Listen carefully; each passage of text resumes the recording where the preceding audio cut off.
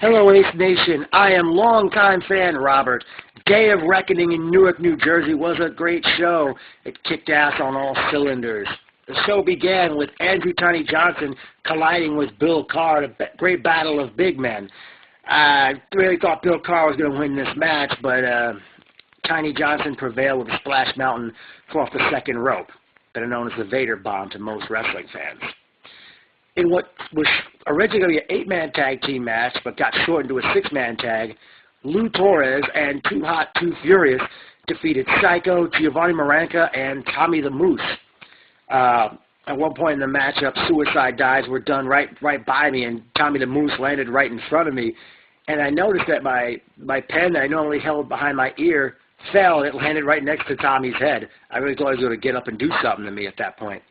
And it seemed to be some trouble in La Casa Italiano as Tommy and Maranca were arguing after the loss.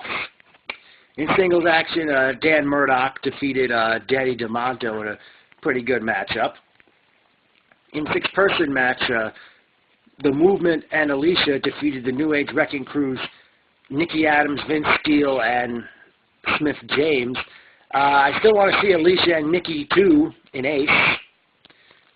One-on-one, that is. Dickie Rods defeated Azrael to retain the Diamond Division Championship in a very hard-fought contest. Right after that, right after intermission, we saw the returning of two men who both men have not been seen Ace since Halloween Chaos back in October, as Braden Knight defeated Jack Gallo in a very good one-on-one matchup. Braden Knight finally gets his first W in Ace. In a Fight for Flight qualifying match, Chris Reyes defeated Chris Taylor, Chris Caden, J.L. Chico, Thomas the Gate Rodriguez, and Good News Tim Hughes. Where was Leon St. Giovanni? And I've got to mention earlier, where was Lucky Zacconi? Very good six-way match, and great to see Chris Reyes finally win a big match in his career. Next matchup was scheduled to be Jorge Luis Rivera and a mystery partner taking on the Middle East Connection. Jorge announced his partner was All the People.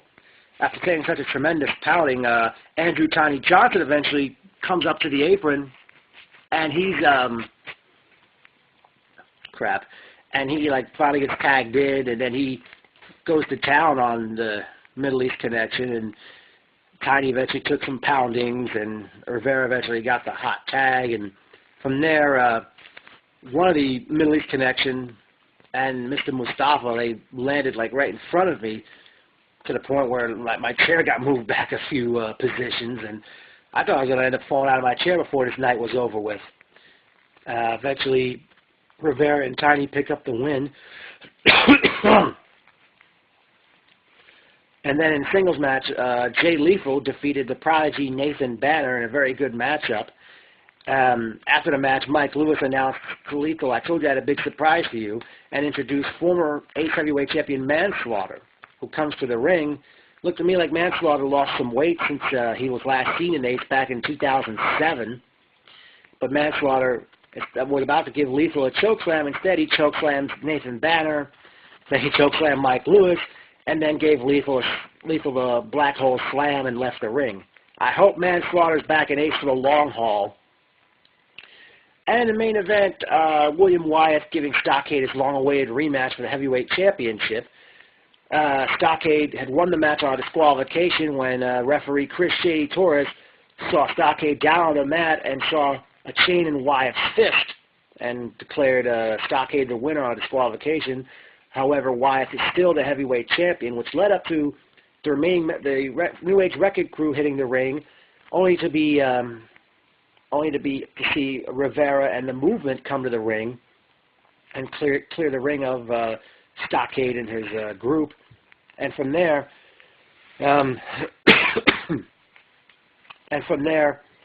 Mike Morgan comes out, and the five of them stand in the ring.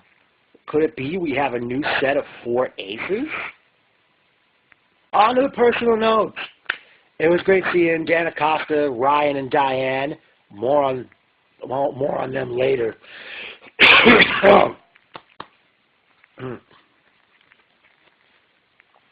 great seeing Adolfo, classic, welcome back, classic Mikey D. I don't know who else I saw. John Harder,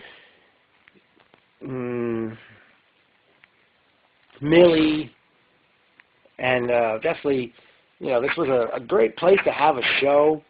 I mean, I thought this was a typical nightclub, but it's really like a banquet hall set outside the place. I sure hope they could do another show there or try to do a show at a St. Lucy's Gym, which they originally wanted to do the show at. I noticed Stockade made a little kid cry taking his Rey Mysterio mask, and he was choking Wyeth with it.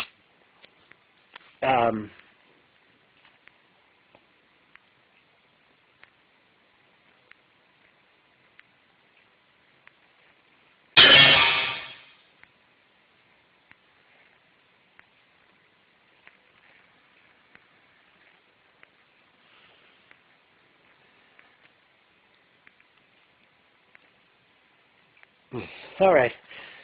Well, I guess it's time for some memorable quotes. Oh, God, it's Lottie, Dickie rods when he knows me before his match. Get up, Lottie, Stockade when he was grabbing chairs and throwing them into the ring. What do you think of me now, Lottie? Braden Knight after he tossed my notebook.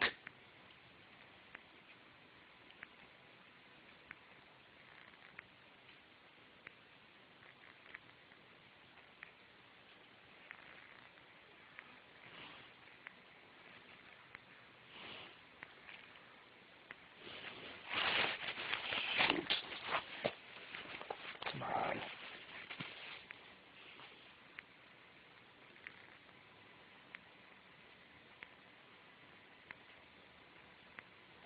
It seemed to me definitely a lot of fans enjoyed the event, but I think a lot of fans left after Jorge Rivera's match.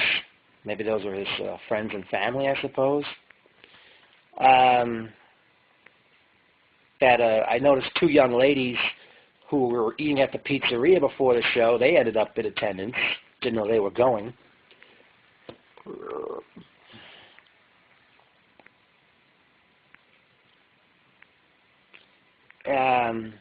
I have to say, since Stockade and Wyeth 2 didn't get a winner, I think they need to have one more match, and I think it needs to be put inside of a steel cage. That would be a great way to end it. Or, if not, since Stockade loves using that cowbell, why not a bull rope match? Even though he forgot to bring it with him last night.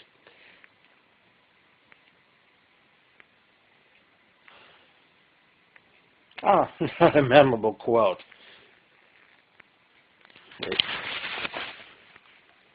Robert, Lottie. That was Ryan and Diane, like on 2 occasions during the show.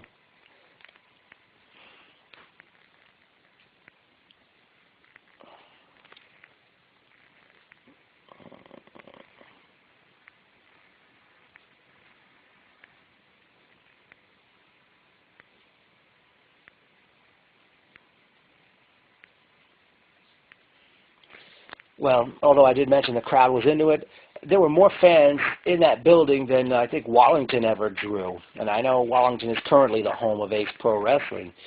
I just hope more fans could show up, a crowd like that could come to Wallington, as well as Newark or anywhere Ace may run between now and whenever they end up done, which I seriously doubt. Well, that's going to do it, Ace Nation. I hope you enjoyed this. And please share this on Facebook, everybody.